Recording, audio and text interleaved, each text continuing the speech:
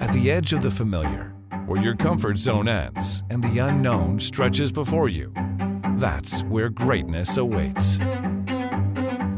Are you ready to take that leap? This is the Risk Big podcast with your host, Travis Fitzwater.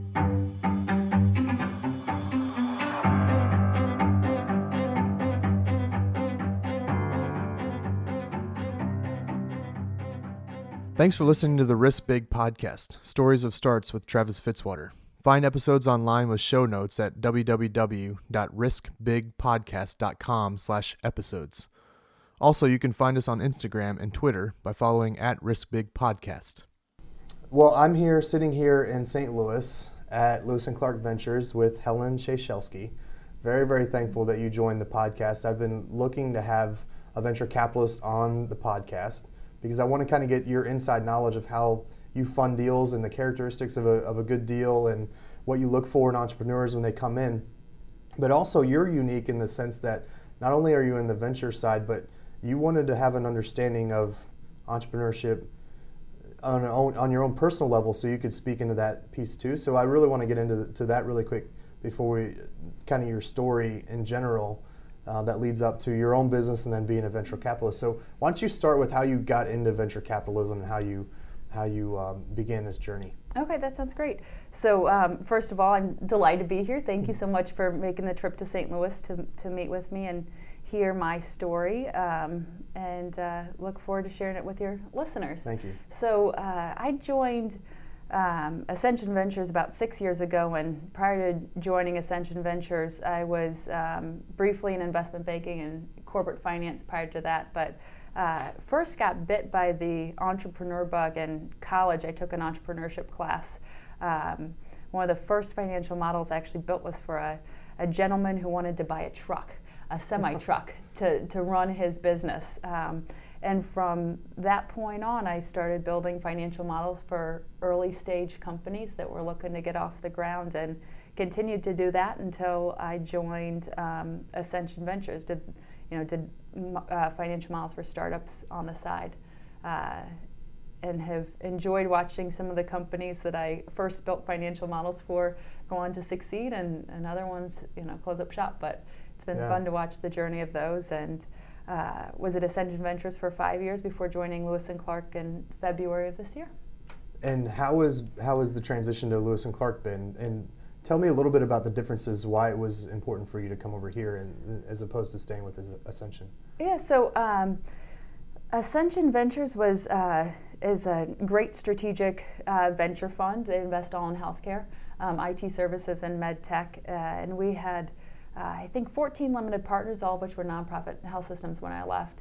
I made the decision to come to Lewis & Clark actually for a family decision. I wanted to go part-time, and as we were talking earlier, I work 2.5 days a week, which is a bit rare as a venture capitalist, but I love it. So it allows me to work on Pumpie and spend time with my 2 kids. Yeah, so tell me about Pumpie, because this is your venture, your own personal venture. Yes. Outside of this, to kind of get a feel for what entrepreneurs go through, so you have some experience, as a actual experience as a venture capitalist in the entrepreneurial field. Correct. So Pumpie is what I have lovingly referred to my side project for the last 2.5 years now, and it's started from my own problem. I'm a mom of 2. I have a 3-year-old and a 1-year-old.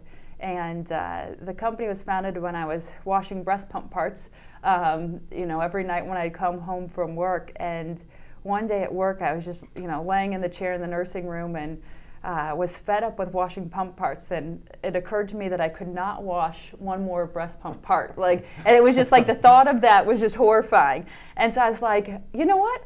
I could solve my problem. I could create a product. I could solve my problem. I could hopefully solve other moms' problems. And in the meantime, learn what it's like to actually start a company and learn what the people that I invest in go through. And maybe make myself as an investor a little bit better because I could have that understanding and point of view. 2.5 years later, I've realized it is definitely not as easy, and that when people actually make it to our doorstep at Lewis & Clark or at Ascension, when they're ready to raise a Series A, they often have $1 million in, annual recurring revenue and 10 customers. And like, for me, I am nowhere near that point. And I've been at it for 2.5 years, and I've been proud of what I've been able to achieve, and I've certainly messed up along the way, but it really, it's given me a whole new level of respect for the risks that the entrepreneurs that we invest in take and the success they've achieved just by making it to our doorstep. Yeah, and tell me a little bit, so we talked about this a little bit on the phone, and I thought it was very fascinating before I came to St. Louis last week.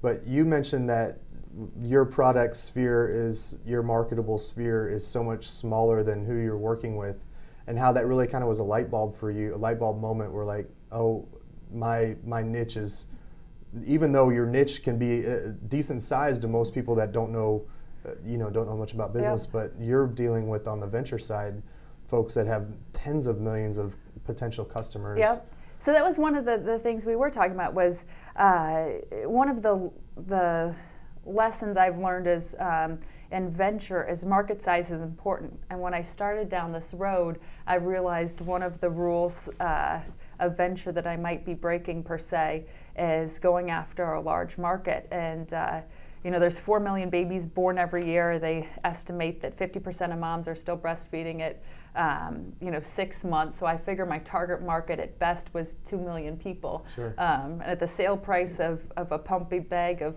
$35, it's not exactly a venture backable market. And so that was one of the conversations we were having. Usually venture capitalists look to back businesses in large markets, and you realize I was taught why I should care about large markets, and that is if you do go out and raise venture money, you're expected to grow a business and seek a return and exit of the company, and you need enough customers to be able to buy the product to create a big enough business. And what one of the rules I broke going into it, knowing it, was that if I only had one product, my market was quite small. And so one of the decisions I made early on was, I'm not just going to have one product, I'm going to have 5 products. Yeah. And so that's one of the lessons that I've learned on the venture side, and I've attempted to implement on the Pumpie side. Sure. And I'm sorry I didn't mention this before we started, but if you mind putting your phone on airplane mode, because it'll interact with the microphones. Sorry about that. I always forget to ask people that. So,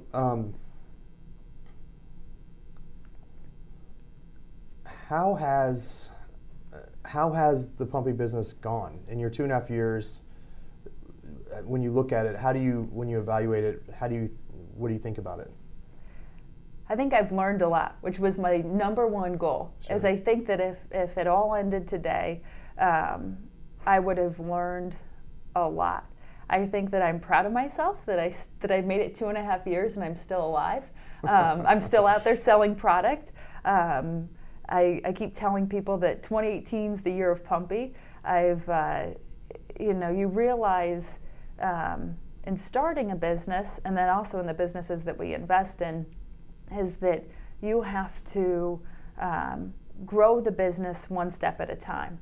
And you can't grow the business 20 steps ahead of time. There are certain things you grow, and then you have to adjust. And so one of the things that I had failed, as we were talking about earlier, was that I failed to stand up sales and marketing on day one.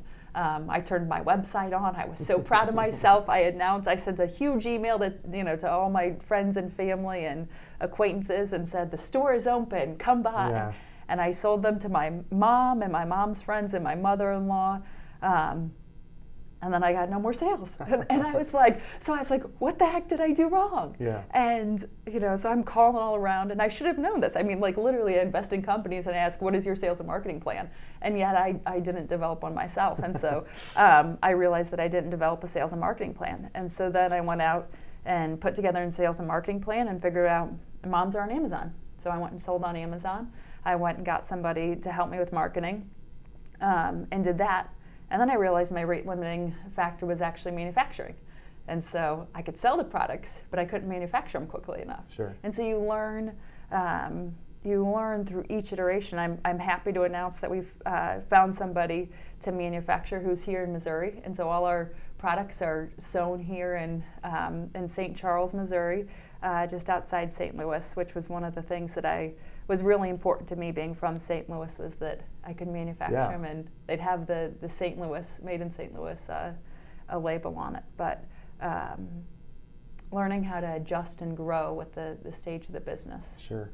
And what, in that experience, would you say the sales and marketing piece is the hardest challenge you've had, or was it just getting off the ground and thinking through how to start? That's a good question. I think it's always, what is the fire you're putting out today? So I think the first fire I had to put out originally, the design was going to be plastics, and then I went out and got a product designed in plastic, and then it turned out it couldn't be manufactured. And so the first thing, so it was one of those things where it's just like, okay then, back to the drawing board. And so it's amazing how you start out on these journeys, and then you're like, okay, back to square one. So that was the first, fire put out, was that I thought I had a product, and then it turns out I didn't. So I went back to stage zero and said, how else could I make this happen? So that's how it turned out, and that's why it's a sewn product, is because apparently the size of the holes that you need aren't very good for injection molding. So I learned that lesson, but each day there's a new fire to put out, and there's a new problem to learn how to solve. And I see that with the businesses that we invest in. It's, you solve one thing, you figure one thing out, then you have to move on to the next one. There's always something to learn how to do and to fix, and I think that's why it's fun to be a founder and to be an entrepreneur, because it never gets boring, and to be an investor. There's always something going on when you have a portfolio of companies. There's always something going on with one of your companies, and you can't be in it for the good days and you can't be in it for the bad days, because it's it changes just like the weather in St. Louis. So I think it speaks a little bit to, I think, the problem, and what I've experienced in my own trying to get some things off the ground, is like, what's kept you from quitting in those moments where they're really difficult, and what's kept maybe some of the folks you've invested in, maybe a mindset, and I'm sure it's different across the board. People have different reasons for doing what they do, but what keeps you from just hanging it up and stopping?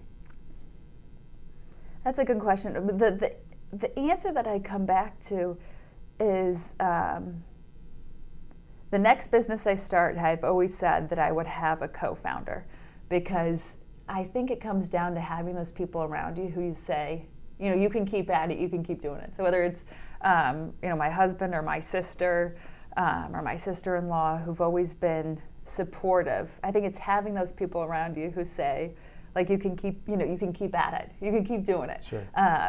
Where my son Jack really likes prototyping and playing with the good. So it's it's one of those people, and then it comes back down to yourself, is that you have to believe in what you're doing and know that there's a way forward. So sometimes you do have to take a week off, or take a few days off, and I think it's a lot easier if you have a co-founder team that you've assembled to help you get through those weak moments, and a system of other entrepreneurs and folks who are out there founding businesses who you can lean on in those tough times. But people who are persistent and resilient, that's key. Yeah, and I assume you see that just tons in the companies you're investing in. We can move into a little bit more of your Lewis and Clark Ventures and what you're doing here. They have no choice. Once they take our money, then you guys are all over them. Once you take our money, then it's then we're like the reminders. Like, no, there is no quitting. There is no quitting. Yeah. And if you want to quit, there's a door that you can walk out of, and we'll find somebody who doesn't want to quit. No, in all honesty, is that we're here to support our entrepreneurs and to encourage them, and really, once you do take venture money,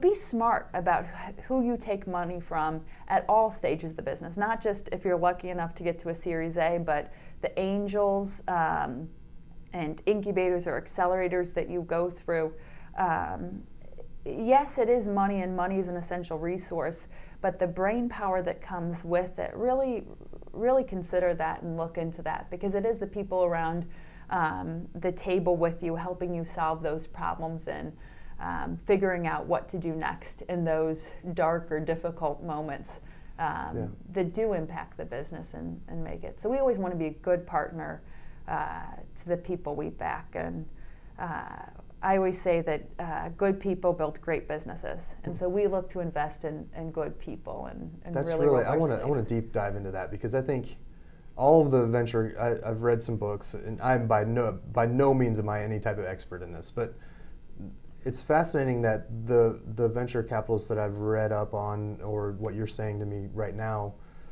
invest in people. They don't really invest in ideas. They don't invest in necessarily that as much as they invest in the people. Can you speak to like what kind of person you're looking for when you are considering a significant investment? For me, it really comes down again to those qualities of being resistant and persevering and patient. And it's the soft qualities that I discover when I sit down to have coffee or lunch or dinner. The people can give great presentations and have wonderful business ideas, but if I can't get through a meal with you, then there's no way I'm investing in you. And it's the truth. It's other people will talk about this as well. Is really being able to sit down and connect with somebody. And I like to think of it as it's 5 to 7 to 10 years. Life happens in those 5 to 10 years. A lot of life, and so you have to be. When you say I do, my husband and I have been maybe married for like 8 years. And so when I think of it from that perspective, like it's a long time you're committed to these companies, like 5 to 10 years, that's a commitment. And so you want to invest in people that you enjoy being with. Some venture capitalists talk about like the car test. Would you drive across the country with those people? Could you commit to being in a car that long? And on the good days, it's easy to be together, and it's on the hard days where you need to work through problems, when you need to figure out a way, when your back's against the wall and you need to figure a way out, that it comes down to those soft qualities. So, how do you figure that out on the front end though? Because you don't know, like you probably see them at their best for the most part until you like hit a wall, and then you're like, okay, this is when I know I'm going to find out what their character is. How do you get there? I can't unveil my tricks, but well, it's interesting. Like the kinds of it is trade secrets to know, but it's the kind of question. I mean, it's amazing what you can learn. Like what interests you, what do you do outside, or it's again these soft questions. One of the questions I was testing actually out on a new CEO, I was like, okay, would you rather be the person who made the tools, like if you were on Survivor, would you rather be the person like making the tools or using the tools, or both? Yeah. But anyway, so it's getting to the idea of, you often see early stage CEOs who just want to create the next product, which is where I find myself to be, versus who want to create the product and then operationalize it and implement it and turn it into a business. And so if you invest in a dreamer, you'll realize revenue is often slow to come, and there's often issues with the business. And so anyways, you can playfully, I'm always looking for different questions to ask that might get at that idea. Are you somebody who is often is kind and considerate, but also at times aggressive and somebody who's going to persevere, and then somebody who's going to get down to business and focus versus drift off in the clouds all day long. And do you have an example of somebody who risked like significant risk to start a business that you guys were like all in on, that maybe they even had like real struggles at the outset, but like they've knocked it out of the park? Because I really want to talk about risk for people and kind of give this real world view of like real people that have real struggles, that make significant risk to start a business, but on the other hand, that pays off because they have the persistence, they have the character, they have the ability to do that. So at this point in time, I can't give you somebody from our own portfolio, but I know I mentioned to you on the phone when we chatted was Phil Knight with Shoe Dog. Like that's for me the inspiration that I go back to. If you go and read Shoe Dog, it's a great book, and it's about the founding of Nike, originally as Blue Ribbon Sports. And it's amazing how long Nike took to become Nike. And he did go out there and take, risk. And he worked a part-time job while he was in the early days of standing up Blue Ribbon. And certainly at the time, he was just an average person. Today he's not. Yeah. But at the time he started, he was truly an average person. And I see people take risks all the time. I see people take risks all the time and come out the other side. Are you excited about seeing people, when you know that you have a good person that you're excited to invest in, you know they're going to stumble, but you're excited because you know it's going to pay off? Do you get excited about them making more mistakes because you know that they're going to adapt and kind of figure that stuff out? Or are you kind of cringe a little bit when the mistakes are made and you're like, I hope they can get through this? That's where I think being a patient investor pays off, right? We talk about patience as an entrepreneur, but you need to be a patient investor because people do make mistakes, you do stumble, you do encounter problems, and it's being able to take that deep breath, just like you do with your kids, and say, okay, it's going to be okay. What's the best way to solve this problem? And so those are the characteristics, is people who can adapt and change and identify the true problem at hand and the best solution to apply. And then if the solution works, great. If it doesn't, find the next solution. But certainly rolling up your sleeves and working alongside of those people are the ones we enjoy engaging with. Sure. And right now, kind of changing directions a little bit, but right now, what are you super passionate about in the venture world where you see you're really thrilled to be in the middle of it? Yeah, so our venture fund focuses on IT broadly, and then investing in IT companies, and then I focus exclusively on healthcare, and then we also my colleagues invest generally in B2B software, and then ag tech, agriculture technology. Sure. As well, which is, I think, a great thing. Missouri. Yeah, being from Missouri, our colleague Larry, we have a dedicated ag tech fund as well, with some super sharp people around the table. So if anybody has any ag tech ideas, or any other ideas for that matter, please reach out to us. But in healthcare, I think healthcare is it's been an exciting time to be investing in healthcare. I think since the last 6 years, since I actually started investing in healthcare, and really figuring out. There's this theme we talk about in healthcare, which is the triple aim or quadruple aim of reducing costs, increasing the patient and provider experience, if you speak to the quadruple aim, and then improving the overall quality of healthcare. And so I'm passionate about going out and finding companies that fit the triple aim. Because I think those are the companies that are really going to help us as a country deliver better health care for all. Sure. Which is what I'm passionate and excited about doing. And then finding people who are using the latest and greatest technology to change healthcare, whether it's telehealth and bringing access to folks who might not other have convenient access and high quality healthcare. What I'm trying to think what else, or transportation. One of the areas I love these days is, how do you get patients to and from their appointments who don't have access to transportation? Sure. So how can you adapt the technologies that exist today to the healthcare environment? And with traditional healthcare, it feels like there are just some outdated, expensive methods of performing treatment. And it feels like it's opening up an even bigger door for new technology, innovative technology to answer the problems that are there currently.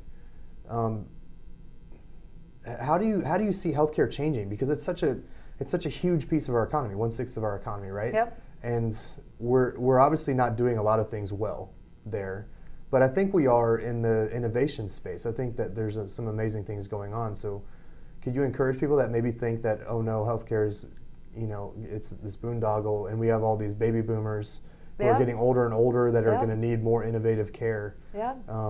I mean, what's encouraging about what's happening in healthcare right now, where you really see reduced costs and better outcomes? Well, that's what we do see, companies that are actually reducing the cost of care, improving the experience of care, and improving the quality.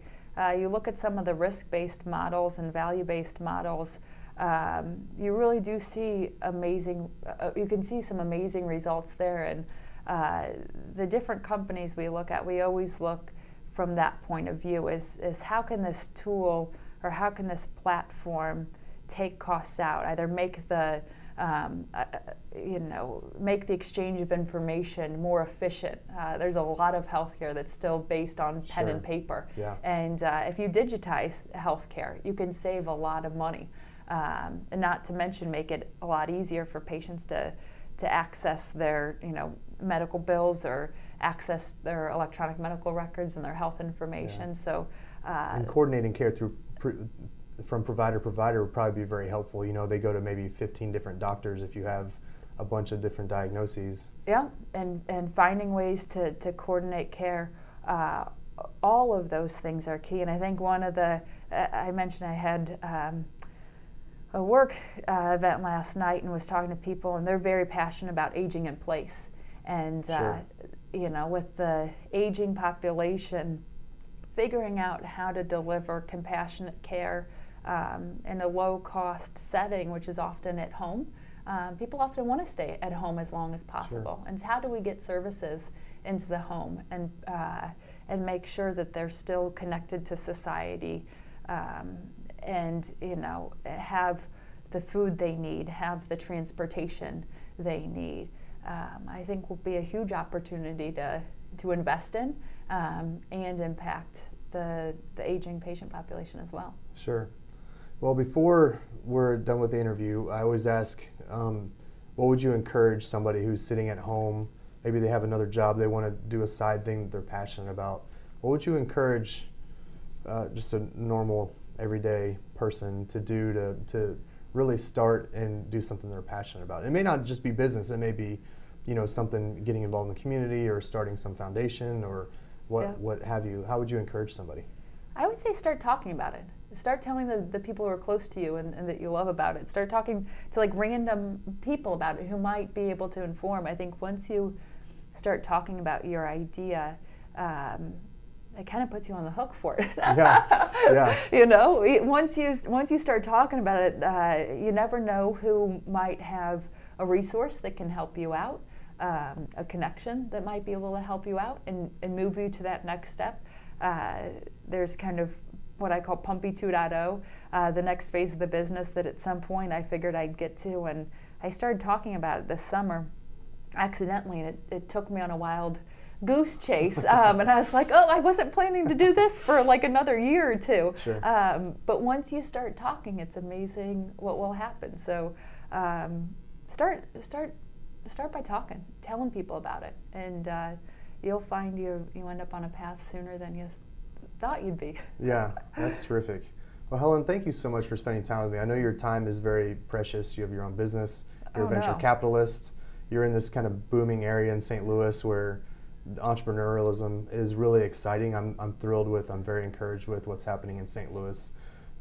So thank you very much for your time. No, it's great.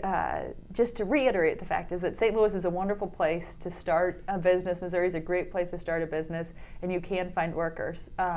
People do want to start businesses here, and people do want to be employed at startups and be a part of the next generation of businesses. And we have a tremendous amount of resources. I know for a fact in St. Louis, but throughout Missouri as well. So get started. That's great. Helen, thank you so much. No, thank you.